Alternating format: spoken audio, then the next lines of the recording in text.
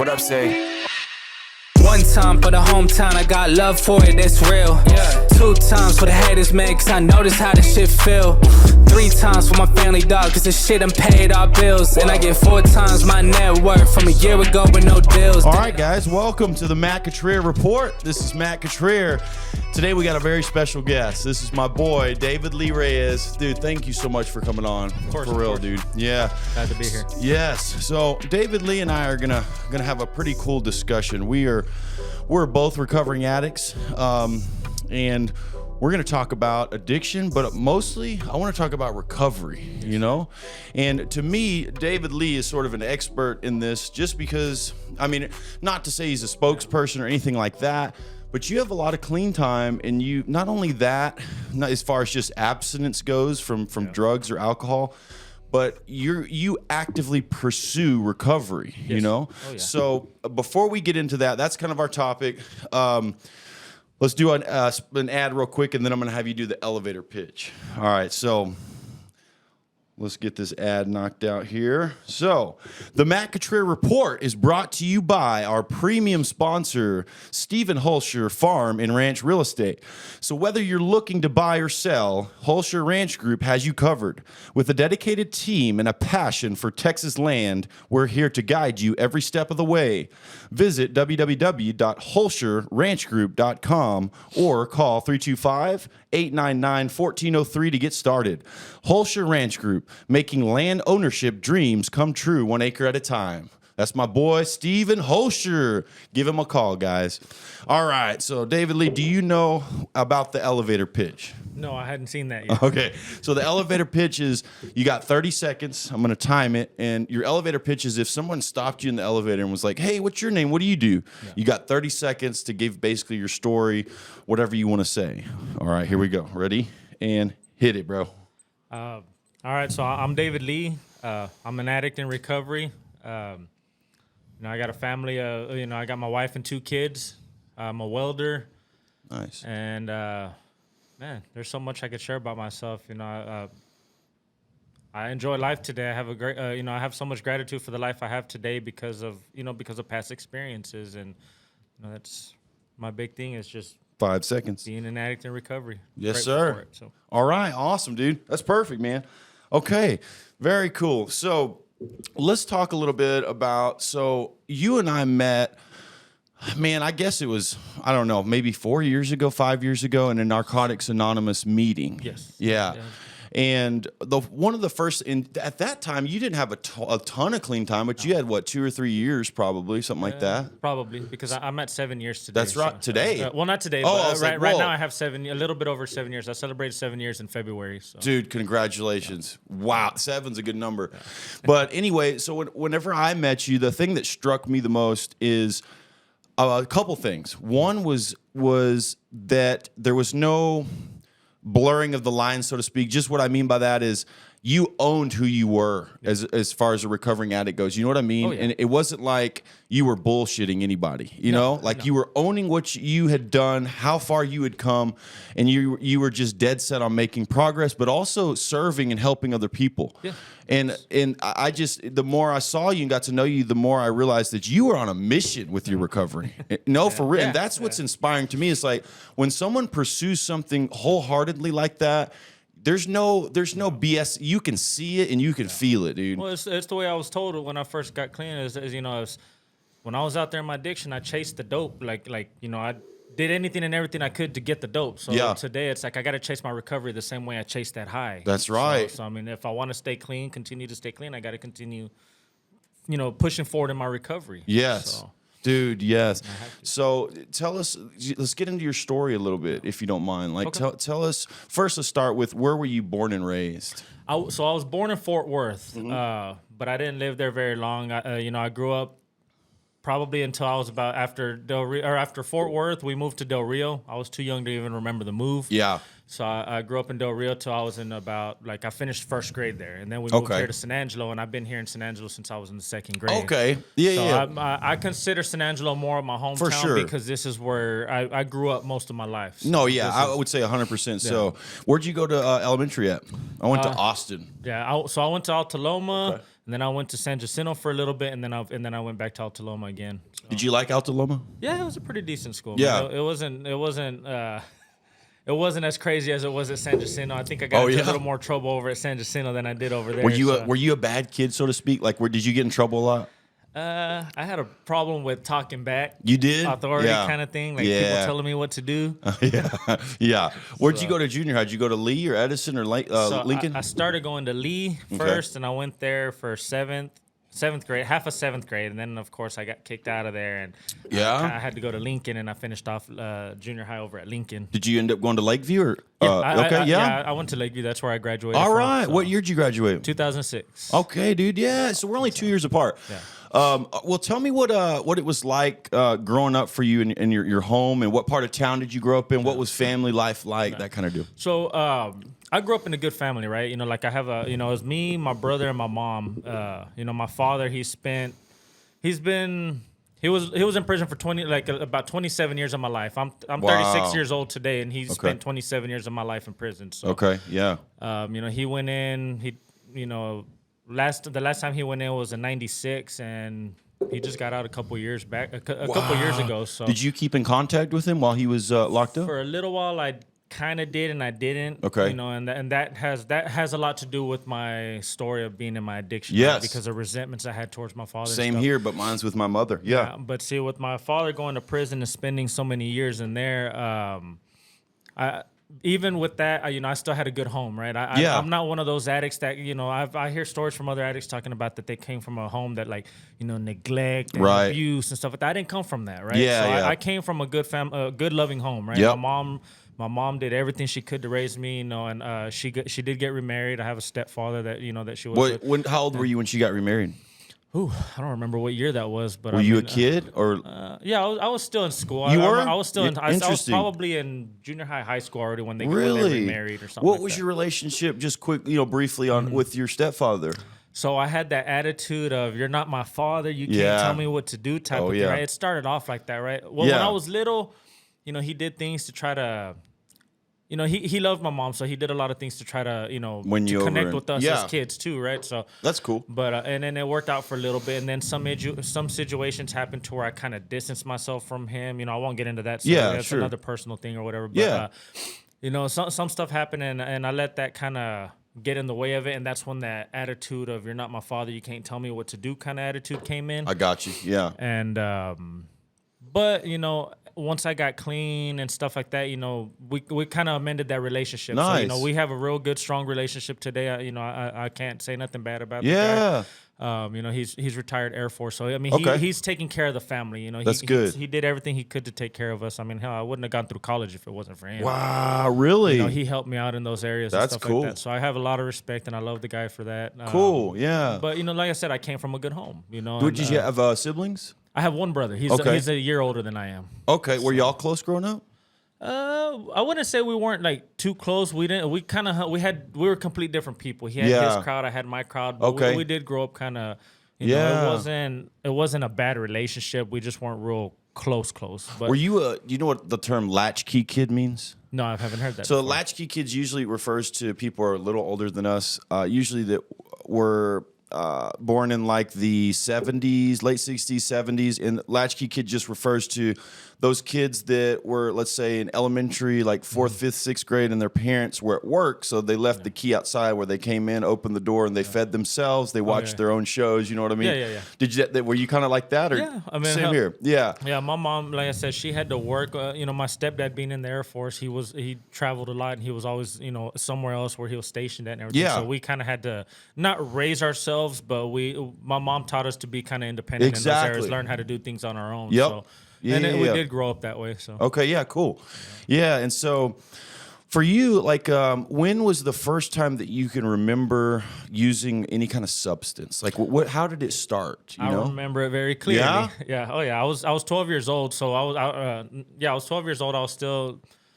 very young, hanging out with some friends of the family, friends of my mom's. One of my mom's friends, her kids, they were probably about 16, 17 at the time. And of course they came with with some weed. 3 joints. Yeah. Of course, first drug I tried was getting high was weed. Okay. And, at this point, my dad had already been locked up. Okay. So they came to the house or what?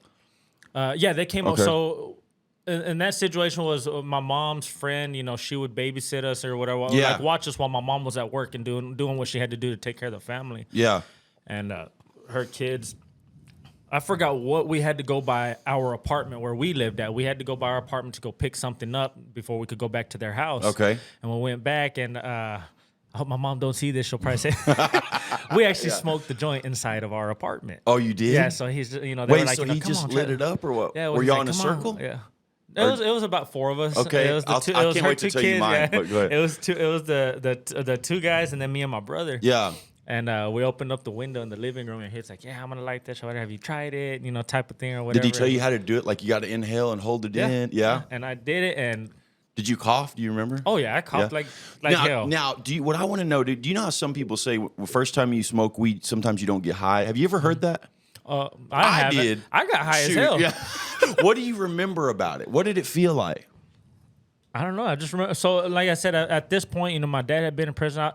I wouldn't say I was like depressed or anything, but I had a lot of issues I had growing up. Yeah. Right? So taking that first hit, it was one of those like I fell in love with it because like minus the coughing and stuff. Like I was like, oh shit, like what the hell? Right. But once I felt that feeling hit me, I was like, oh damn, like this feels badass. Wow, Like because yeah. it kind of got my mind. It set my mind in a place where like everything else that was going on in the world was like.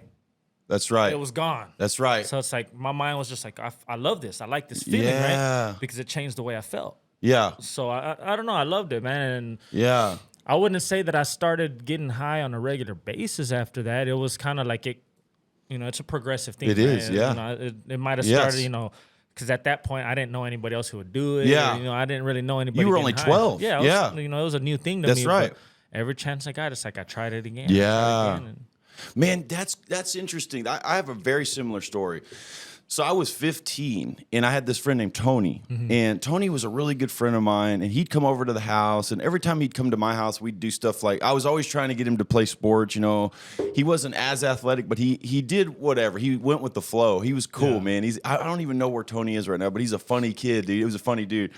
And my dad was always around, or my grandmother, and so we never did anything like that at my house, but when I'd go to his house, his mother worked a lot, and so it's kind of the latchkey situation. She'd be gone. We'd be there alone. But he had this sister who was like 17 or 18, and she lived in a back house. Yeah. And she had all these like college friends. And I'll never forget this, dude. That all these people came over, and we wanted to hang out with them. We were 15. We're like, man, they're cool, man. They're in college. And in particular, I remember there were these 2 girls that came smoking hot like college chicks, dude. We're 15. I remember I'm staring at these girls, and they're like all talking, and they're having like this adult conversation. And I'm like, man, this is awesome. So we go to the backyard, and we all got in a circle, sitting in these chairs in a circle, and they had a blunt, and they lit it up. And I was like, planned to smoke. This is my first time. Tony kept trying to get me to do it. And finally, he's like, all right, I'll try it, So they're passing it around, and I remember I took a hit of it. And I remember, just like you said, like the feeling of just nothing else mattered. And it was almost like everything was just like, there was a little bit of heightened anxiety that I had sort of as a kid kind of. And then it was just like, it just like went away. You know what I mean? Oh, yeah. And like everybody's conversation, I just felt so engaged in. I remember staring at that hot chick, and she had her legs crossed, and just being like, man, I love life right now. And listen to this. So I'm sitting there, and I'm like in my own little zone, and she's got her leg crossed, and I had no idea I was doing this. I was tilting back in my chair, and I was just blazed, dude. So I leaned back, and I ended up falling in my chair into the yard, and everybody starts laughing and cracking. Look at this kid. But anyway, the point is, like, it was an experience. Like you said, you don't forget that, and just like you, it's not that I would do it regularly, but anytime we were around those people, Tony's sister's friends, we'd look forward to the opportunity to do that, So then for you, after, it just kind of started with that. What about drinking alcohol? I would drink alcohol, but I wouldn't say alcohol was like a real big issue for me. So I wasn't the type that was like a regular drinker, right? You might catch me drinking. Once I remember the first time I got drunk, right? Yeah. I was going to Lee Junior High. I remember we were hanging out at this girl Alicia's house. It was her birthday party or something. I don't remember how old, but I know I was in 7th grade. So okay, yeah. All right. So I was I was going to Lee. Because that's where I met these friends at, and I started hanging out with them. And this girl Alicia was having a birthday party at her house. We went and hung out at her house, and I remember getting shit faced drunk that night because. I was mixing Parrot Bay with Budweiser and just everything. Both of them. I didn't know. I was young. I didn't know what I was doing. Right? I had drank before, right? Like try to drink a sip here, sip but there, never got like not drunk. Yeah. And that night they were like, here, try this. They were mixing Parrot Bay with Sprite, and then they had me the Budweiser, and I don't know that that phrase that liquor before beer, liquor. You're in the clear. Beer before liquor, never been sicker. I didn't understand all that at the time, right? I was too young to know that shit. So. But I'm drinking, like I said, Parrot Bay with mixing it with Budweiser all night long. Dude, and you were out of there. I bet. Was passed out. They ended up. Did you barf? Oh yeah. Oh okay, yeah, I remember waking up the next morning in the laundry room on the side of the house, passed out with the plastic bag over my head. No. Like this on the thing. Oh, dude. Full of was vomit. That bad? Yeah. Oh, dude, you got hammered. Oh yeah. Wow. Do you remember it being fun? I mean, was it fun? The first part of it I do. Yeah, but the first part of it. I remember blacking out, and I don't remember the What rest of about the your friends? So were your friends as drunk too? I think so. I'm pretty sure. Okay, yeah. So, dang, dude. So 7th grade, that was probably into 9th where I would experience kind of drinking like that. But for you, how often did that happen after that? Just occasionally, like 7th, 8th, 9th grade, or did it get to where you were doing it a lot? Pretty quick. No, see, drinking was never an issue. Like in high school and everything like that. If there was a party going on the weekends or something like, see, that was one thing that me and my brother used to do, right? With the friends he had. We had a group of friends that they hung out with that they would have a party on the weekends, and I would go hang out with them and I would drink a little bit. But and every now and then I would get drunk. Yeah. But, for the most part, I was the type that I would only drink 2, 3, 4 and just stop, right? That's good. Yeah. But my thing was, by the time I was in high school, I had already experimented with other drugs. Yeah, okay. So my thing with the alcohol is like I wouldn't drink very often, but when I would drink, it's like, okay, I'm feeling good. Let me find something else that's going to make me feel better. Yes, okay. So the alcohol wasn't, I guess you can say the alcohol was kind of like that gateway drug. That's right. Like the more I get alcohol in me, 2, 3 beers in, I want something else. Makes sense, yep. So, is that one of the biggest reasons for you that you're abstinent? You don't drink alcohol either? Oh yeah, that's my main reason. And because I know for me it wasn't a big issue, but I know where it's going to take me to. Exactly. I know where it leads to. That's what I've had to learn myself. Is that I would always, and it even says this in a certain program, right? It says something to the effect of by making them different, it's a problem because when you say, oh, alcohol is different from X, Y, and Z, they're both mind mood altering substances. Yeah. And like you said, I would justify it as, oh, I've never had a problem with alcohol. Yeah. But the issue is that when you take a mood mind altering substance, it makes you want to do more mood mind altering. Yeah, and so that's what I've had to learn through some good sponsors, and is that for me too, it's just got to be everything, and so when did you initially, was it like that for you? Were you like, okay, I can't do anything, or did you try to drink, and you know what I mean? No, so I'm not one of those, like you hear about a lot of addicts talking about like that they were just done and they wanted to quit. That's not my story. I was kind of forced. I'm not going to say forced, right? I was at the end of the road to where I felt like I was tired of living the way I was living. I was tired of doing things I was doing. I wasn't ready to stop getting high, right? So my situation was I had gotten in trouble with the law, and I had gotten put on probation, and I wasn't doing very well on probation, so I was sent How old were you? I got clean at 29 years old. So 29. Yeah, so I got sent to a court-ordered rehab facility here in town, CRTC. So I got sent there. That was back in 2017. Okay. And and at this point, like I said, I was tired of living the way I was living, and I wanted something different. But, I wasn't ready to really let go of the getting high part, right? I love the getting high. I just hated the consequences behind it, right? That's good, yes. Yes. So, going into this rehab was where I was introduced to the 12-step program that I attend now and stuff. Okay. And, and that's where I was introduced to recovery. Yeah. And that right there was where they told me that, you know, if I want to get high, you know, I got to stop using everything. You know, Okay. like you said, you Yeah. know, like for me, alcohol is a drug, you know, Yeah. because it leads me to the same places that the dope did. That's you right. know, the That's same right. same drugs that I did, and it does the same thing to me. So Yeah. at this point, when I was told that, you know, in our literature in that program, we talk about how abstinence is, you know, staying clean must come first. You know, I got to stop using anything and everything, and that's what I had to do. And I had to, you know, and I know I'm not confused about that I have to stop. I can't just use one of something. That's you know, right. because if I try to justify that alcohol is legal because it's not illegal that I can use it, Yeah. I'm in a messed up place in my That's head. right. That's just going to lead me to problems. That know what dude, I mean? listen to this. I had this conversation with somebody. The only difference between an alcoholic and a drug addict is this. Watch. And my friend goes, "What's that?" And so if the president were to sign into law today, okay, we're going back to prohibition, and he signs his signature, then everything that alcoholic would have to do to get his alcohol is the same that the drug addict would have to do. All the shady crap, you know what I mean? Oh, yeah. So isn't that interesting that literally a signature separates the two, but the drug addict or whoever is using, let's say, drugs is looked at with a much different stigma because alcohol is legal. Yeah. Well, I mean, what are your thoughts on that? No, I think that person who goes home who can't go a day without drinking is, I mean, to me, it's just like that same person who can't go a day without picking up a dope pipe. Exactly. Or putting a needle in their arm. It Yep. may not be as extreme as far as like, you know, yeah, they might go home. Hell, I've seen some people that can, you know, they can't go a day without drinking and getting drunk. Yeah. You know, Yeah. I'm not going to sugarcoat it. To me, I look at it as like that, hell, you're the same as the person putting that needle For in their sure. arm. For sure. If you Yes. cannot go a day without putting it in your arm, I know. you're the What's same. the difference? Exactly. There should be no judgment, but there's Right. a lot of judgment in that area That's because right. those people look at it as like, oh, well, it's not illegal. I don't give a damn. I Like, know. it's the same thing. Yes. 100%. Yes. Because you're dependent on it. Yes, You know, exactly. if you depend on it to function every day, then you obviously have an issue. You have a That's problem right. you need to work on.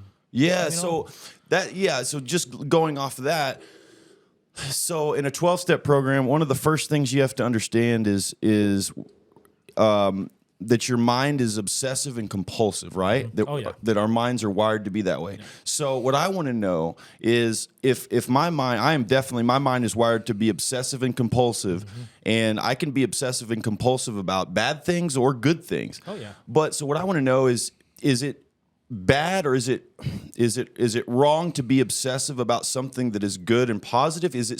Should you still try to find some kind of balance? What do you think about that? I believe we got to find balance in everything. Okay. You know, the balance is a real big thing, and you know, just because I have a few years clean doesn't mean I have my shit balanced, right? You know, Okay. I have a lot of areas that I still got to work on. Yeah. But yeah, you know, focusing too much just because something is a good thing doesn't mean that you got to go full head on. Like recovery, for example, right? Yeah. For me, recovery, it's a good thing. It's gotten me to where I am today, right? My life would not be where it wasn't if it wasn't for Absolutely my recovery. not. And it's a great thing, right? And recovery, we talk about service work and being a part of service to be there for, you know, to be there for the fellowship and the program and everything like Yeah. that. But so let's say if I get obsessive over doing all this service work for this fellowship Yeah. and doing all these things, and I'm spending all my time and effort in doing all this right Yeah, here. yeah. But I'm not at home spending time with my family. Okay. You know, yeah, I'm being Okay. obsessed. It's a good thing. Right. But if I'm forced to, then I'm doing the same thing I did to my family when I was in my addiction. Man, that's right. You It's know what not I as mean? destructive, Yeah. but you're right. That's what I wanted to know. And when you say it like that, it kind of it's kind of obvious. Yeah. But I still was struggling with that, like kind of justifying it to myself, like, okay, what I'm doing is very positive. It's helping other people, but I'm so obsessed. You know what I mean? Yeah. And I'm maybe neglecting other areas of my life. Yeah. And you're right, dude. So. Man, as an addict, then, if our brains are wired to be that way, what do we do about it? What's the answer to that? To not be as obsessive about something? For me, my opinion is, you know, like in this program that I'm working, Yeah. it's, that's what sponsorship is for. I Okay. have a sponsor. I do step work with my sponsor. You know, we have those 12 steps. It's a 12-step program for a reason. We do those 12 steps to find those areas where we need work, right? To help Absolutely. us become aware of where we need to work on, what areas of our life need Yeah. trouble. Because, you know, like you said, it's the addiction.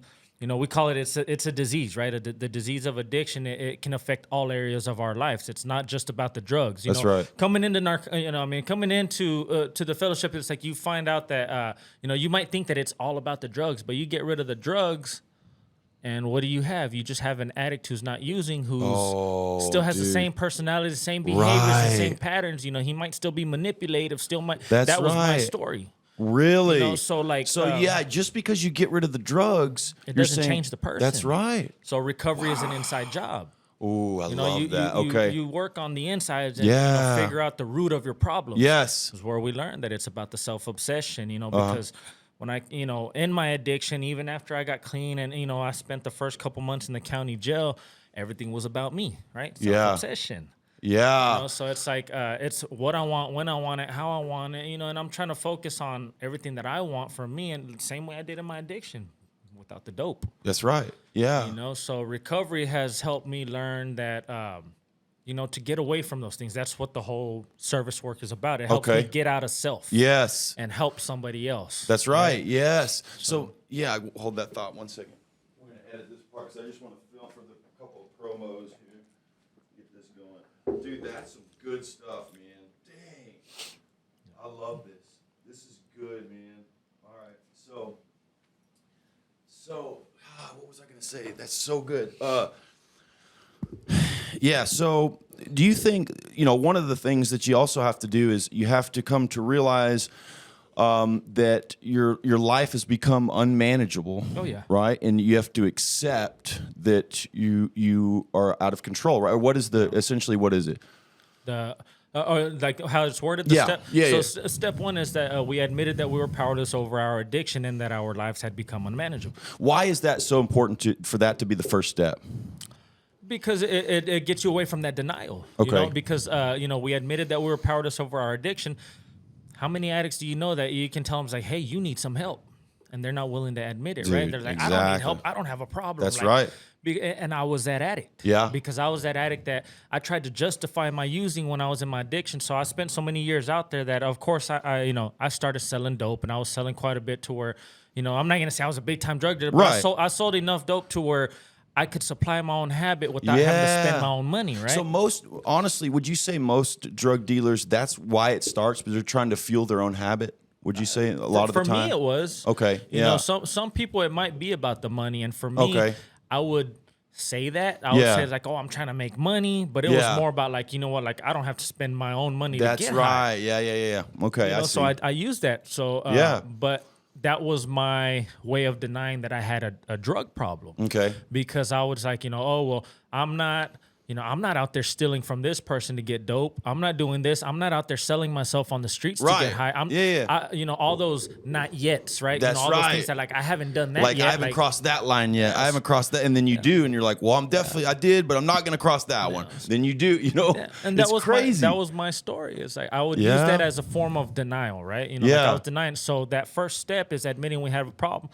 It wasn't until the point to where all those not yets that I hadn't done yet, you know, because I was out there burning bridges and I started screwing people over that I did to where my connections got cut off. Wow. So I got to the point where, like, guess what?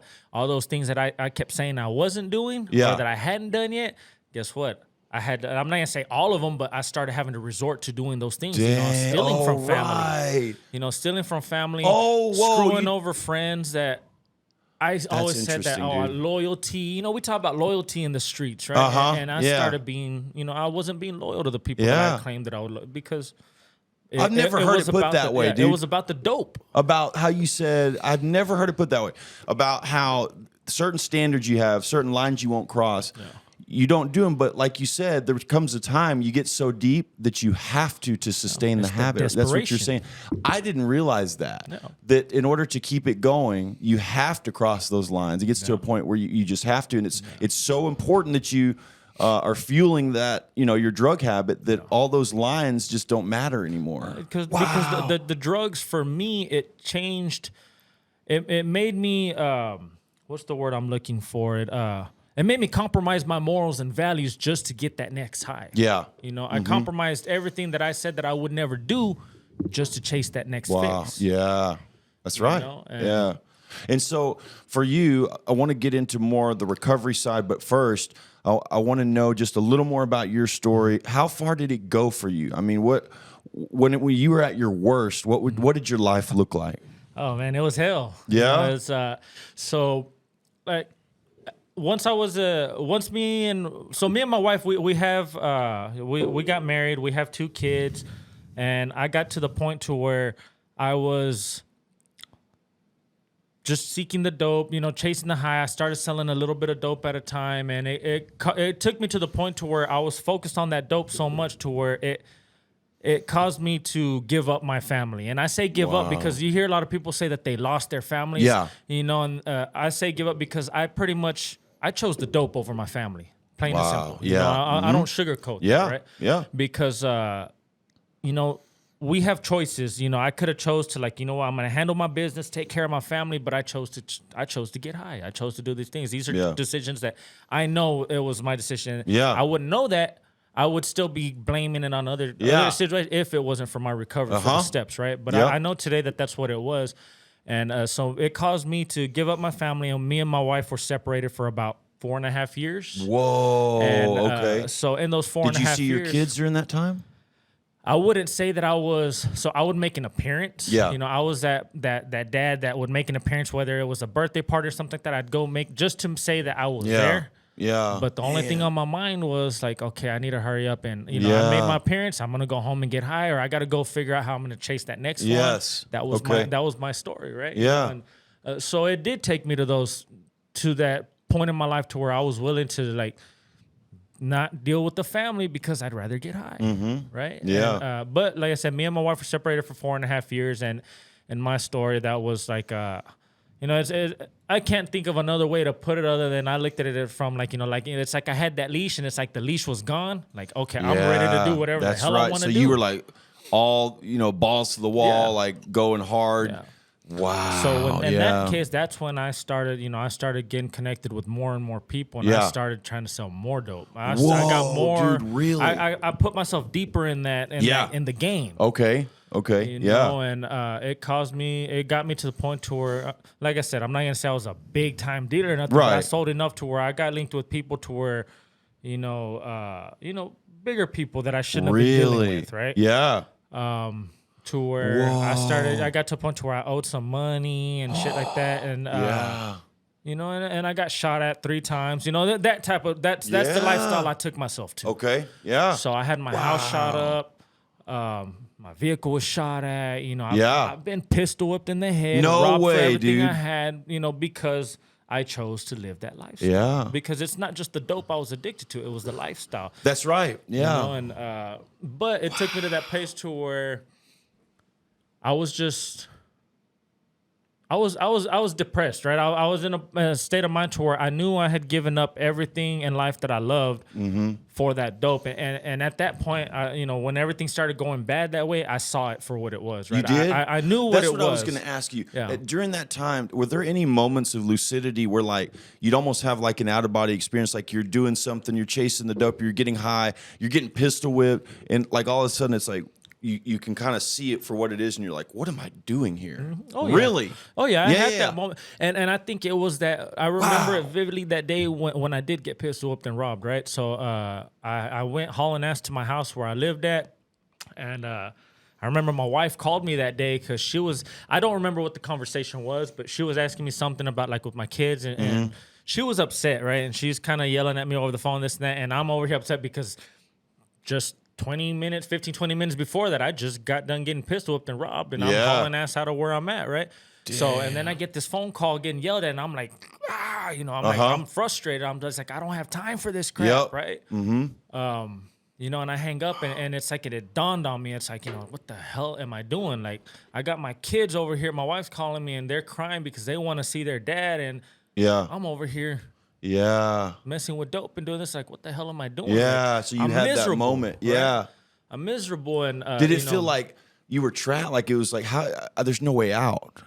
And I did feel that way because I felt like how am I going to get away from this? Because at this point, I just got robbed for everything, you know, for the dope and stuff that I had on me. It's like, and that scared wasn't my money. Yeah. That was money that I Dude, owed that's to a the whole dope dealer, different to my situation. connect. Yeah, like that's dangerous. So, and that's where I'm at a point toward, and that's why when she calls, I'm like, you know, I don't know what I'm doing. Like I don't have time for your shit right now. Yeah. Like your life's on the line. Yeah. So, and at Wow, this point, dude. it's like, you know, I'm trying to figure out like, what am I gonna do? You know, and it's, I knew I had to do something different. I knew there was something that was like, I needed something, right? But Right. I just wasn't ready to stop getting high. Yeah. You know, and it's hard. So. Yeah. And so shortly after that, you got in trouble and did probation. Yeah. So actually, it wasn't too long after that because I had that situation. I had already gone through the first shooting, and then that happened, and then and the two shootings and getting pistol whipped all happened within I want to say it was probably about a 7-8 month period. Oh, all this no was joke. within that last year. Okay. So that last year was the roughest that I had ever, you know, been out there in the game because I got you. You know, and at this point, I had never been in trouble with the law or anything, Oh, right? wow. So I thought I was that smart drug addict, that smart dope dealer that couldn't get caught. Dang, So I kept running and gunning like, oh, they don't know what's going on, Yeah. type of thing. But you know, and it eventually happened, right? So a few months later, I get pulled over, and I had some warrants for some tickets that I hadn't paid off. Yep. You know, and so I was gonna go to jail for these warrants that were KPS warrants and everything. Okay, And, yeah. But of course, they pull me over, and and they asked me, like, "Do you have any weapons or drugs in the vehicle with you?" And I had both. Oh, yeah. So you know, I had you know, because of the situations I had been putting myself in, I had a gun on my waist, I had a gun under the seat, and a shotgun in the back. I had dope in my dude. pocket. Yeah. So you were like, I mean, you were kind of. I mean, if you had that, you know, you were running around with those kind of weapons, and like you were kind of in the game pretty deep. I mean, at least for maybe not like a cartel or something. No, I wouldn't say I was. But dude, that's no joke, right? But it was because of the fear I had for my life, right? Because you know, I'm not gonna sit there and say that like, oh, I used them. I was trying. I had those guns to kind of because of the fear of my life, but it was more of. Like I said, I was putting myself in positions, you know, in this lifestyle that I was trying to make myself out to be that I had no business being in. Yeah. Right? Yeah. You know, I'm trying to be this badass, this macho dude that's trying to act like, oh, I'm down for this. Yeah. But that's not me. It's right? not. You know, I'm not that dude that's out there trying to be a gangster. You know, that's not me. It's not. But I tried to look like that because in our addiction, we put those masks on and try to fit in where we can, right? And I wanted to be accepted. Good. I wanted to be that dope dealer that could do this and that. And that. So that's what it was about. Okay. You know, it was more of that than anything, but I did have them for the reason that I was trying, you know, because I had some fear there that, you know, that I would die or whatever.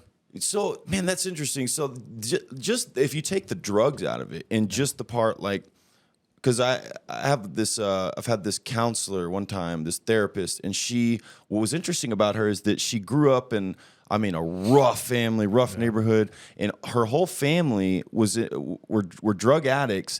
But she, for some weird reason, never used a drug in her life, but she got addicted to the streets. Yeah. And she was basically like you were doing, like on a pretty crazy level, dude. Yeah. And she said she was every bit as addicted to that as they were to the drugs. Oh, yeah. I mean, the game to her was everything.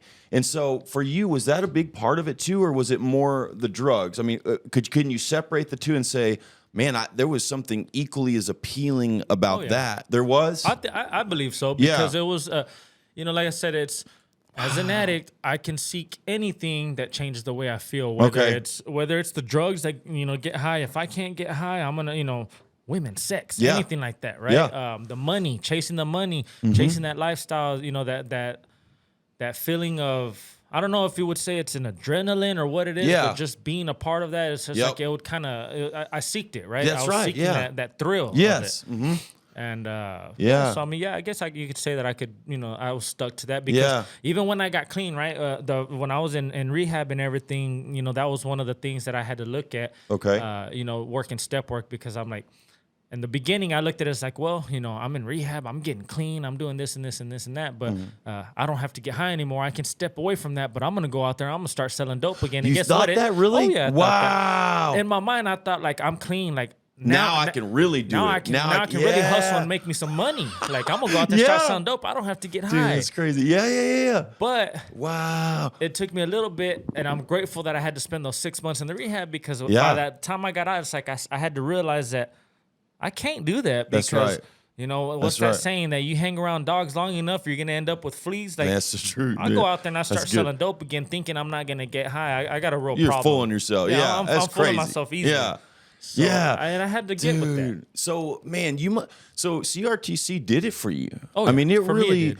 I mean, that's the case you find a lot of times, like either the state of Texas or a rehab pro. There's something that forces. Sometimes people are forced, you know, and they end up having some good counselors or whatever it is, but something clicks. And so, do you remember a time when you were in CRTC and you were going through that? Like you said, you were having these thoughts of, I do want to stop using, but maybe I can still sell, and I can do it right. And was there a time that you can pinpoint where it clicked, and you were like, wait a second, no, I'm done completely, and like a moment? I can't sit there and say that I remember a specific moment, but I know there was a series of different situations that did kind of like lead me into that thought process of like, you know what, like, because when I first got in there, I was at the point where like, so the court order rehab wasn't really a choice for me because it was court order, right? Because the probation told me, like, because I was peeing dirty, doing all the dirty UAs, and they told me, like, they gave me that ultimatum, right? Like, you go to 2 years state jail or you go to 6 months rehab. I went for the short term, right? Because I didn't want to go 2 years. So I took the short term, the 6 months, not knowing what I was getting myself into, right? Just knowing that, like, okay, I'm going to go in here and do what I got to do. Do my 6 months and get out and go back to doing what I was doing, right? But in that process, I was, introduced to the program that was the first time. That was when I got introduced to the 12-step program I'm in. And in that process, I remember being in there. I had that thought of like, I might go out and still sell dope and da. But while I was in there, all the little things that added up to me realizing, like, you know what, maybe this is for me, because I went in there with that attitude of like, I don't know if this is what I want. I just want to stop getting high for a little while because I'm tired of feeling the way I'm feeling. But going in there and, and I had a counselor who I've seen several times since I got clean, right? And, she's two counselors that actually, that were they good? Were they pretty? Yeah. And one of them, she's, I won't say her name or anything put out there, but she's a real big part of my recovery, right? I still keep in contact with her. Oh, yeah. Wow. Okay. Hell, I mean, that's cool, man. She's helped me. Like when I go out of town, she's the one that lives. She lives a little bit down the street from me, and she'll go and help my dog. Take my dog out for me, type of thing. That's right? cool. Because these are people that in there. I met her in there. She was one of the counselors in there, and she helped me because. And I think it wasn't.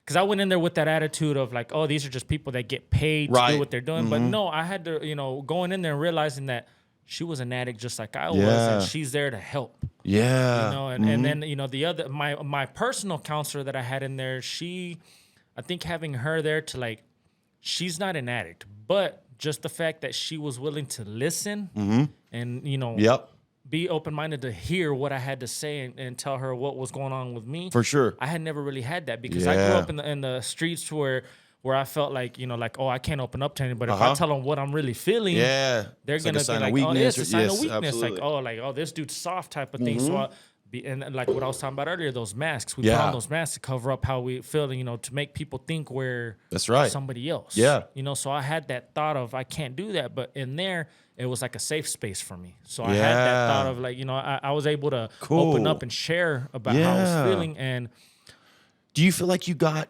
to the root of it while you were in there? Like maybe some stuff that was pretty deep, that was very personal, that perpetuated, that took you down that road, and maybe some things that an epiphany you had where you're like, this is why I was doing that. I wouldn't say I came up to not to the root of the problem, but it was a start, right? Okay. Because and all these years that I was out there, I knew, I'm not gonna say I know what the problem was because I didn't know, that for me, it was, I used the excuse of my dad being in prison for so long that like, oh, that's the reason I am the way I am, which it really isn't, right? Okay, yeah. It might be a source, right? But it's not the real reason why I was the way I was. But I used that as my crutch, right? That's what I've done the same thing, But while I was in there, it helped me open up to like the fact that I need to open up about these things that are going on in my life to help me become honest, and that's one of the things we talk about is being honest and not trying to hide what's really going on. And I had to open up about a lot of these things. And opening up about the situation with my dad, family that I wasn't keeping in contact with, and and the things that I had done to my family, all these things or whatever. I had to open up and learn that, and I think that was what helped me realized, like, you know what, like, how can I put it? I can't even think of how to word this. It's just not keeping my mouth shut, right? Like, I got to open up and share some shit that's going on with me and opening up because, you know, one thing we say is pain shared is pain lessened. That's good. You know what I mean? So, like, if I don't talk about it, how am I going to find the solution for it? So so that does make sense to me. But you know what I get caught up doing? And I don't know really what to do about it, is I start thinking, even with my sponsor, I think, man, this guy doesn't want to hear my crap. I do, man. I'm like, why would he care? Like, I don't want to bother him. Like, I'm thinking, no one really truly cares about your crap. It's your crap, you know. And so I always catch myself doing that, and then I don't end up calling him or something. You know what I mean? Like, I don't know what to do about that necessarily. Just call him, right? No, it's not that hard. So, you know, that's one of the things that I try to explain to. So, like, I sponsor a few people in the program too, right? You know, I have my sponsor and I sponsor other people. And, nice. You know, the people that I sponsor, I try to tell them, like, you know, hey, like, don't feel like you can't call me because you don't know what to call me about, right? You know, because for me in the fellowship, I've learned that, you know, I came in with these trust issues. You know, I don't trust nobody. I don't want to talk to anybody about my problems. So it was hard for me to be able to call people that I didn't really know, whatever. But I've learned in here is like, we got to start trusting somewhere, right? And for me, the biggest part where I started to learn how to trust people, it started with sponsorship. Oh, okay, you know, cool. With my first sponsor, I started calling him and started talking to him, and it helped me to, like, okay, like, to let go of that problem. And he told me, he's like, you know, if I don't, the way he told me, my first sponsor was a real hard ass, right? Oh, he was real like, you know. You like, don't have him anymore? No, I've changed sponsors, but you know, and I love the guy. You know, he was my first sponsor. But why did you change? It's just that happens. You know, it wasn't a bad thing. There was nothing bad happened between us. It's just I got to a point in my recovery where I needed something different. You know, like I outgrew my sponsor pretty much. Like, you know, he helped me where I needed it. That's cool. Okay, I got what I needed from this guy, but I got to a place in my recovery where I needed something different. Okay, yeah. So, and I changed sponsors, and I'm grateful for it because the sponsor I have today has taken me to, you know, I've learned more from this guy, like in a different area of my recovery, and it's been a blessing.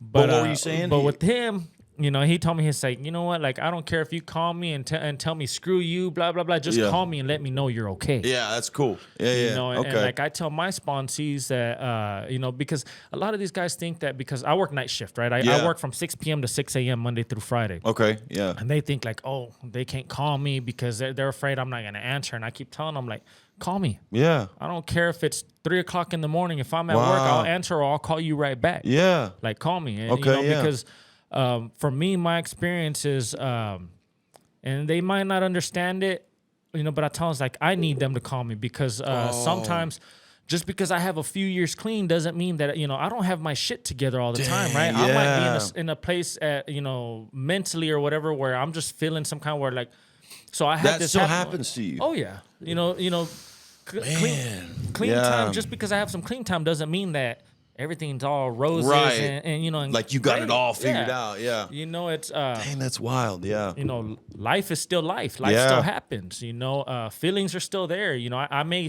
get in that point in my life where I'm feeling like something's going on over here, and I just don't know how to talk about it. And that sponsee might call me one night and be like, hey, this and this is going on. And this happened to me recently. That's why I'm talking about this, is because I was in a space at work to where I was just frustrated. And I was like, I felt like it was such a small problem that I didn't even want to talk to my sponsor about it. Interesting. See, yeah. Okay. So, and then this sponsee calls me and he's like, you know, hey, this and this and this is going on and blah, blah, blah, blah. And it made me realize, it dawned on me, I was like, oh shit, like I'm feeling the same damn way. Like I'm just not willing. So him opening up to me helped me open up to myself. Interesting. You know, so yeah. And in the program, we talk about the therapeutic value of one addict helping another. You know, I need that sponsee to help me. Yes. You know, the sponsor, me sponsoring people helps me more than they realize. Wow, dude. That's why it's so powerful. Oh, yeah. So, like, that's interesting. Yeah. You know, I need them to come because sometimes I might be in my own head and them calling me helps me get out of my own head. You know, even if it's a simple, like, hey, how's your day going? Yeah. You know, it don't matter because we learn how to build relationships in there. You know, That's right. Yes. And for That's me, right. it started with sponsorship. Yeah. You know, and with that relationship, I've been able to build relationships with other people Yeah. in the program and stuff. So, and it's Well, what about this? You know, they say with the 12-step program, working these steps, there's spiritual principles. Oh, yeah. And I firmly believe that. In fact, it's almost like if you've ever, this speaking to the audience, if you've ever read any kind of 12-step, whether that be Narcotics Anonymous, Alcoholics Anonymous, whatever or not, a 12-step program, it's almost like those can be used for any problem. You know what I'm saying? Like it's almost like they're God ordained. It's like stuff that is so good for any human. Oh, yeah. But what I find fascinating that I've never experienced is that the idea is that working these steps in chronological order, there's a reason for each step, but it's all ultimately leading to what they call a spiritual awakening. Spiritual awakening is what we call it. Yes. And so what is that like? Can you explain that? I know it's probably different. I've never experienced it working this. I've never gotten that far, I guess. But what is that like, and what does that mean exactly? Well, a spiritual awakening for everybody might be different. Okay. You know, and it's not going to be the same for everybody. Yeah, that makes sense. You know, hell, a spiritual awakening might be like one day you might be sitting outside and something you never noticed, like, you know, because you get some clean time, you might be outside and you never notice a sunset. Yeah. And you're sitting outside, oh shit, like that's beautiful. Yeah. You know what I mean? Okay. And something that you would have never paid attention to in the past. Yeah. You know, and it's just like you just see the gratitude for what's going on around you. Wow. Yeah. You know, Okay. and you know, something that you see that never was there for you. You know, Wow. and it might be a feeling like, Okay. you know, like okay, like I'm starting to feel something that I've never felt. You know, the love for something or whatever. You know, it's different for everybody, and that's not to say that you're gonna have one spiritual awakening. You can have several spiritual awakenings. Okay, that's what I was going to ask you next, is because they also say, sponsors and stuff will say you always continue to work the steps. Oh, yeah. And there's reasons why you do that. You work them over again. So do you have multiple spiritual awakenings? I guess you can. Yeah. Okay. So, and you're talking about the working the steps several times. Like, you know, the first time I did them, you know, with my first sponsor, it was, you know, I came in thinking that it was all about the drugs, right? And it's not, right? In the beginning, it might have been like, you know, that was part of why I was here. Like, okay, I need to get off the drugs and stay clean, right? Right. Because that's where I struggled. Yeah. Today, I have a little bit over 7 years clean, and it's not necessarily about the drugs today for me, because I don't have a problem. You know, I can't sit here and tell you it's like, oh, I want to get high today. That hasn't hit me. That's not to say it won't ever hit me. Right. You know, that thought might happen, right? Yeah. But it's not about the drugs today. Today it's about my behaviors and attitudes and things that I need to work on, right? Yes. That's why in our stuff, you know, it talks about, you know, we admitted we were powerless over our addiction. It doesn't say we were powerless over drugs. That's right. It says we were powerless over our That's addiction, right? Yeah. Because there's so much that's attached to that addiction, you know, and that's what people don't Wow, realize. that's good. There's more to it than just the drugs, right? Yeah. So today it might not be about the drugs, but if I stop doing what I've done to help me get to where I'm at, then it can easily go back to being about the drugs. So I have to continue doing these steps. Yes. Okay. Because then, if I stop doing what I'm doing to help keep me clean, I'll easily go back to. Yeah. Okay. So talk about that for a second. Talk about complacency, because you hear that a lot. Is whenever you're not, people who are their minds are wired like ours, if we're not actively pursuing recovery, it's pretty easy for us to slip and go the other direction, right? And so, is it hard sometimes to daily to be proactive about pursuing your recovery, or is it just something now that's automatic for you? I have my times. I'm not going to sit here and say, you know, like, so we talk about staying consistent and saying, you know, and I may not, you know, like we have literature that we have to read and stuff like that, you know, doing step work. And I've gotten to that place of complacency before already, you know, hell, 7 years clean. I can't sit here and say that I've been consistent through the 7 years. You know, it's happened to me. Sure. You know, I stopped calling my sponsor for a little bit, or I stopped reading the literature, and I procrastinate on my step work, and I don't work these steps, you know, whatever. Oh, yeah. But, you know, and that was one of the reasons why I did change sponsors, right? Because I got to that point to where I was like, you know what, like, I'm not doing anything. I'm complacent. That's right. I'm kind of like, it's like that, you know, I'm just sitting still. Yeah. I'm not moving forward. I'm not doing anything different, right? That's right. And if I'm not moving forward, then I'm not progressing. I'm not getting any better, right? Because it's a progressive disease we talk about. Yes. You know, so I got to continuously do something to keep my recovery going. Right. Yes. So when I stop doing all those things, it's like I wouldn't say I had the feeling of getting high. It wasn't crossing my mind that like, oh, I'm gonna go get high. Yeah. It wasn't nothing Wasn't like that. Yeah. But I noticed the difference in my attitudes, my Okay. behaviors, right? Okay. I could, what I'm usually, I could go home and be, have fun with the kids or whatever. And if I'm not doing stuff, for my recovery, focusing on me, I might go home and be that asshole to my kids and start yelling. I was like, hey, leave me alone, blah, blah, blah. Okay. Yeah.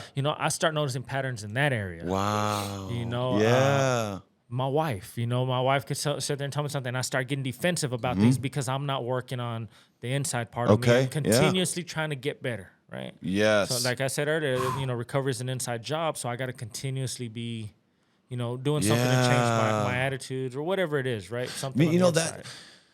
I mean, I bet to a lot of people, and to me even, it sounds a little daunting just because it's like, man, it's never ending, and it's like if you're not constantly working on yourself and your recovery, you can slip. And the saying that I've witnessed this with my own eyes, in the saying that a relapse happens well before you ever pick up and put in the drug. It's a mental relapse. That's crazy, right? So why is that? Like, what does that mean exactly?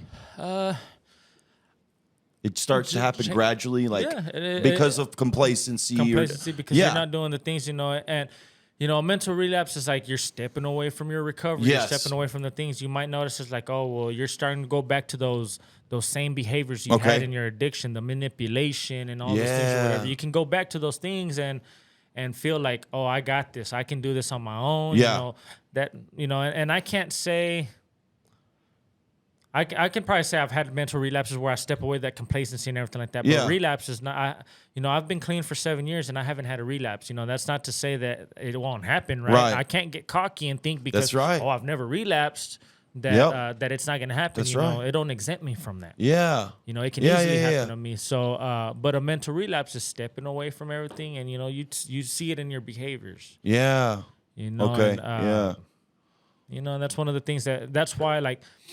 I try to learn from other people's mistakes on that. I've seen it happen, and it sucks, right? I see it a lot in the program. I see people come in, get clean, and they get a few years clean or a substantial amount of clean time, and then they start stepping away from it, and then they relapse, and they're out there getting high again, and I see it, and then I'm grateful for the ones that actually come back in. Right. Because they come back in, and they're like, well, this and this happened, I got high again because I stopped doing this. Yes. I stopped going to meetings. I stopped talking to my sponsor. That's I stopped where it's like, you know what? Like, so if they're telling me they stopped doing that, and I've seen it, and it's a pattern that I see, right? And all these addicts that are doing that. Yeah. And when they come back, it's like, okay, it gives me a reason to like, if they're not doing that, maybe I need to keep doing what I'm doing. I never thought of. So not only are you seeing it for what they're going through, but you're relating it to your own situation, like, oh, so these are things that happen when you stop doing that. It reinforces that for you. That's fascinating. I learn from my own mistakes, but I can learn from your mistakes too. That's right. Well, so what's interesting is think about the person you were when you were running around and you were slinging drugs and you were deep in it. Yeah. And then think about the person you are today. That person that was just about to get in trouble and have to go to rehab, the state mandated rehab. Could that person have ever imagined the person that's sitting here today? No. Isn't that wild? No way. If you would have told me a little over 7 years ago that I'd be where I'm at today, I wouldn't have believed you. Dude, it's unbelievable. Yeah. Like a community leader now, I would call you, for real. Yeah. That's wild, dude. And that's cool. That's one of the things we talk about is, being in recovery, it teaches us to be a responsible, productive member of society. Yes. Right? Yeah.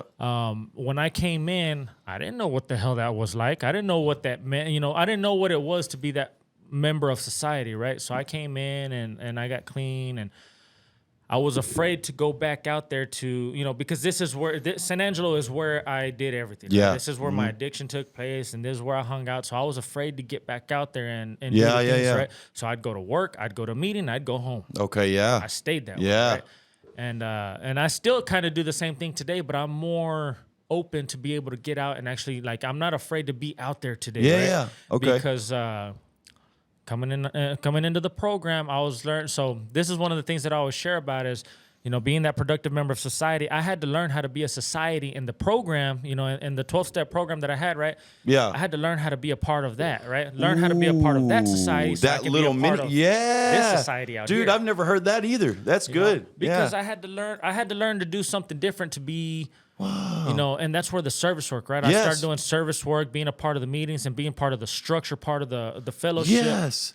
And that right there taught me, like, okay, if I can apply these principles, these things in here. That's right. You can do it out there. Dude, that's so good. And because of that, so, you know, and this is not, I'm not going to say that this is because of, this is not recovery, what I'm talking about, but because of my recovery, I've gained these things, right? Yeah. So through getting clean, you know, 7 years ago, if you would have told me that I'd be working at a welding shop being a supervisor, dude, I know the dope fiend that was over here stealing and doing the things out there on the streets for the dope. Yeah. 7 years later, I'm working at this place. Longest job I've ever had. I ain't never had a job for 5 years or more. Yeah, right. You know, Dang, you know, and being at this place for that. If you would have told me 7 years ago that, you know what, that I'd be doing that. Yeah. Purchasing a home with my family. Wow, dude. You know, I would have never believed it because I was that dope fiend sleeping in my vehicle for weeks at a time, bouncing around, couch surfing from people's houses. And if I had the money to do it, I'd stay in hotel rooms, you know, things like that, right? Yeah. So I would have never imagined being where I'm at today. Yeah. You know, and like I said, that's not, you know, those are just materialistic things, right? The home, the job, things that can easily be replaced with something else. That's right, yeah. But it's the fact that because of my recovery, I've been able to gain those things. That's right, which you would not have been able to do. That would have been possible with, not at all. With me being in my addiction. Right. Still, yeah. You know, and so when somebody comes in, think about that, dude. When somebody comes into these rooms and they're where you were or worse, because there are people who are even way worse.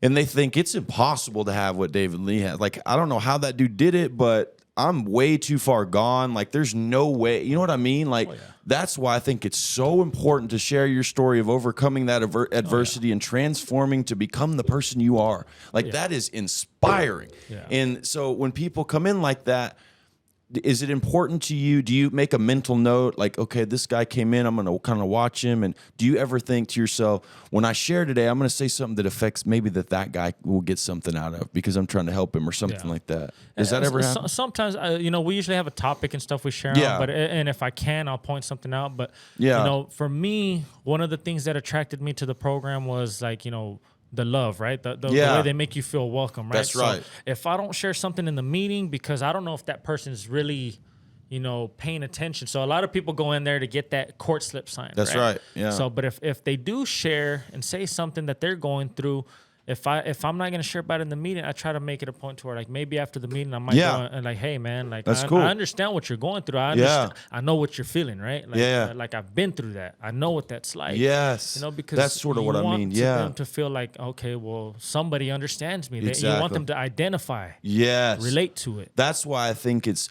and I was going to ask you this earlier. They say that really because there's no cure for this disease, but this is literally the medicine for it, right? Oh, yeah. And why is that? Why is the a 12-step program in group therapy and counseling and that kind of deal? Why is it the medicine for it?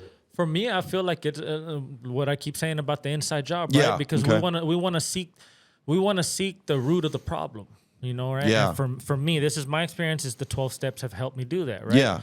You know, we talk about we tried to fill that void, whatever we were feeling, with all these things outside of ourselves. You know, whether it's the dope, the money, the lifestyle, and all these things, trying to find the solution to our problem. Yeah, yeah. But what is that problem? Right. It's ourselves. That's exactly right. Me. Inside job, baby. Yeah. It's not, I can't blame everybody else for my issues, my problems. And that's what you do at first. I did that. Yeah. So by getting clean and working the steps, you know, for me, it's the medicine because it's helped me identify why I am the way I am, why I do the things, why I make the choices that I've made, right? Yeah. And it all boils down to the self-obsession, changing the way I feel. Because, you know, whether it don't matter who I'm going to run over in the process, who's going to get hurt in that process. I'm doing what I got to do to get. That's right. Why am I doing that? Because I'm trying to cover up some shit that I don't want to deal with no more. That's right. Yeah. You know, and it's a lot easier. Well, okay, I'm not going to say it's easier. It's why try to keep covering it up when I can learn to walk through it through the 12 steps, right? Wow, The 12 steps yeah. have taught me how to walk through these problems and get to the other side of it. Instead of walking around it. Yeah, instead of walking around, when it's that's still going to good. be there. I'm able to walk through them today, Yeah. walk through and get to the other side of it and still be okay. Yeah. Right? I'm going to feel trying the to pain, escape it now. whether I'm feeling pain behind these issues or whatever, I can walk through it, get to the other side of it, still feel that pain, but you know what? I know I'm going to be okay today. Yeah. Regardless of how I feel through it. And you've practiced doing that. And so I bet because you do that often now, it becomes easier to walk through it. Oh, yeah. That's interesting too, yeah. So, and that's why I want, it's called a 12-step program for a reason. We there's people that, you might go in there and attend a meeting and just make meetings, and it's all good, right? You might stay clean behind it, but are you really looking for are you seeking a way to make yourself better? Right. Yeah. And I use the steps because it's helped me become a better person. Like I said, me and my wife were separated for 4.5 years, and I have that back in my life today, right? When I got really clean, cool. Yeah. we got back together. After 4.5 years of being separated, that's a long time. I have, we have a home together. I live at home with my wife Praise and my God, 2 kids, and it's grateful. Yeah, that's unbelievable. That's something God, I feel like it's a big God thing. That's something we haven't talked about, right? I know. For me, is recovery. There's so much more to the recovery. It's given me a relationship with family, friends, and everybody, things that I got away with, but most importantly, my higher power, God, right? Did you have a higher power when you were in active addiction? So I grew up in a Catholic family, right? Okay. I grew up in a Catholic home and everything like that. So I've always believed in Jesus and everything like that. When I was in my addiction, I won't say that I didn't have a higher power. I always believed in God. Okay. I believed in Jesus. Yeah. But I was so deep in my addiction. I was so deep to where I felt like, God don't care about me. Got you. Yep. I've been there. Not that That I feeling. didn't believe in God. I just felt like God. I truly believed that God had just given up on me. Yes. Like, why would God let me go through these things? I know. It's like you get to a point where it's like he's done with me. Like there's no reason to even, what? Yeah. So that's the way I felt. And so there's a saying that we always say, God brought me to this program, right? God brought me to I thank God for bringing me to this fellowship, this program. Yeah. And this fellowship brought me back to God because Oh yeah. Yeah. Because there's no way I would have gotten to where I'm at if God wouldn't have intervened in my life. And like all those things that I was mad about, like the probation getting in the way and all these things or whatever, that was God doing for me what I couldn't do for myself. Yes. Right? Yeah. Because I needed something to step in and get my ass off the streets and do something different, and that was God's way of stepping That's in. right. Like, you know what? Like it may look like a bad thing at the time, you getting pulled over and going to jail. But it's what you need, to get to where I want you to be. Yeah. So God did that for a reason. Wow. And I'm grateful for it, right? Yes. At the time I was mad, like, screw the state of Texas, this and that. I was mad at all that. Oh, Screw the probation, but it was God working That's in right, my life. man. In and a now way, you're grateful for that. Oh, yeah. So, how they tell you, I don't know if you've heard this, but even when things seem to be going bad, you still thank him. Thank you, God. Thank you for this. And that makes sense to me now because there's a reason for it, a lot of the time. Oh, yeah. Can this program be done, or a program like a 12-step program, can it be done without a higher power? Whether that higher power be Jesus or the ocean or the universe or whatever your higher power is it absolutely necessary? It's highly suggested, because you need something that's greater than you, because if not, I could sit here and pretend like I'm my own higher power, and look at where that got me. Yeah, exactly right. All of us. When I was trying to be my own higher power and be my own God and trying to control my own life, look at where it got me. That's right. I mean, it got me in the depths of my addiction. Yeah. And so I need something else that's greater than me to guide me. Yes. Totally agree with that. And for me personally, when I first got clean, I was hesitant about focusing on that higher power, right? I still believed in the same higher power. Yeah. I still believed in Jesus and God and everything for sure. like that. But I was hesitant to like rely on that. So I used the program. Oh, that was my higher power. That was the higher power that I leaned on, right? Okay. Because we talk about how all your higher power has to be is something greater than yourself. Right. Loving, caring, and greater than yourself. Yes. So for me, it's like, okay, these people in this room, in this meeting place, this fellowship, that could work as a higher power. they're greater than me because they obviously know what they're doing. They got some clean time and they're doing something right. They're doing better than I am. Yeah. So, you know, I'm going to lean on these guys. Yeah. I'm going to lean on this fellowship, the literature, you know, like, okay, I can identify with this literature and read something in here that I understand. Yeah. So I leaned on that. Okay. But in that process, it brought me back to wow. You know, believing. That's why you said that saying. Yeah. What's that saying again? You know, God led us to God brought me to the fellowship. Yeah. And the fellowship. Brought you me know, closer thank God for bringing me back to for bringing me to the fellowship, and the fellowship brought me back to yes. God. I love that. You know, that's why I say it brought me back to God. Yeah. Because I have that relationship today because of the fellowship. That's right. Yeah. You know, Fascinating. and because of that, you know, I started going back to church. You know, me and my family started going to church. I love that. Like that. And it's great, man. And I wouldn't have had that if it wasn't for the fellowship that I go to. So. Dude, well, tell me this. Tell me 3 things you're grateful for, and then I want to hear one thing that has made you genuinely smile or happy in the last few days. So 3 things you're grateful for. My recovery, first of all, you know, because my recovery, I wouldn't be where I'm at if it wasn't for my recovery. Yeah. Getting clean, right? And then my family, and hell, just life in general, man. It's cool. You know, the experience. Let's put it that way. The experience of life. I'm grateful for it, whether it's good or bad. I love it. What made you genuinely smile or laugh recently? What made me genuinely smile or laugh? Hell, I don't know. I've spent all week at work. It's You've been frowning. Work's a little bit hard to smile at right now. Yeah. But no, I mean, it's hell, I get to come home and, you know, be with my family and kids. My son, my little one, he's something else, man. Okay, yeah. He'll make me laugh one way or another. Yeah. There's never a dull moment with that child. But I get to laugh at these things today. That's right. Yeah. You know, and that's something that in the past I wouldn't get. Yeah. You know, there's a lot of things that I get to do today. Yes. You know, and that's being a part of the family. And yeah. my kids, they're always going to make me, you know, somehow. For sure, dude. So. Mine are, I'm grateful for my recovery. Yeah. I'm grateful to be able to do this, to have this conversation with you, and to be able to do this. I absolutely love it. Yeah. And my family. And then something that made me genuinely smile or laugh recently, I have this other show called the San Angelo Soup, and it's a daily recap show. Yeah. And I needed a logo for it, and I wanted something that was cartoonish, something that was kind of over the top, because it's kind of a satire show. Yeah. It's kind of supposed to be goofy and funny. So I went to my dad, and we started making this logo, and I said, I want a guy at this vision. I want a guy who's sitting in a bowl of soup. That's me, essentially. And he's in this, and he's had too much soup, so he's like kind of blissed out. You know, he's in the soup, and then San Angelo's in the background, and there's this sheep, and so we're doing it right, and he's drawing it on the computer, and he's making the teeth, and I'm like, yeah, just make some basic teeth, and he makes them all like jagging, and he's like cracking up. I'm like, no, that's not how I want it. But we were laughing, dude. It was just funny, and so that was good, man. And it's moments like those, man, when you're doing the things right, and you're pursuing recovery, and you can kind of step back and look at those moments and appreciate them for what they are finally, you know, and that's pretty cool, man.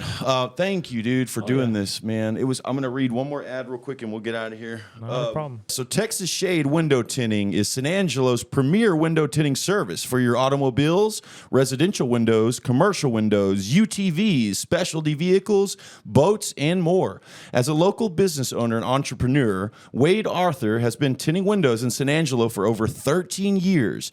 If you're looking for quality at an affordable price with a quick turnaround time, Texas Shade Window Tinting is your best bet.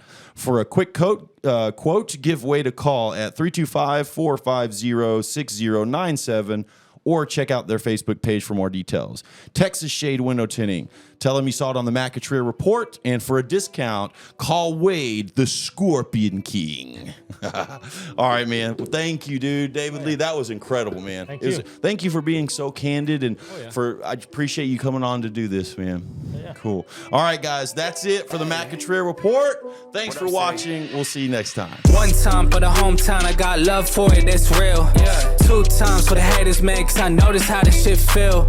3 times for my family, dog, cause this shit done paid our bills. And I get 4 times my net worth from a year ago with no deals. Did it all by myself, I don't need nothing. Dropped 100 songs, I'ma keep coming. Remember times they wouldn't reply, now they all hit me like they need something. Labels hit me, now they see something, but I told them all, you ain't seen nothing. I've been putting all the work in, if you ain't sawing with me, you ain't read nothing. How it is, I don't make the calls. Gas it up, shit about to blow, make 1 million. I got 1 million flows, I'm 1 million shit with 1 million goals. Time ticking, now I hear it, dog. I don't say it, but I seen it all. Seen the post and I seen the hate, so when it hit me now, I ignore the calls. No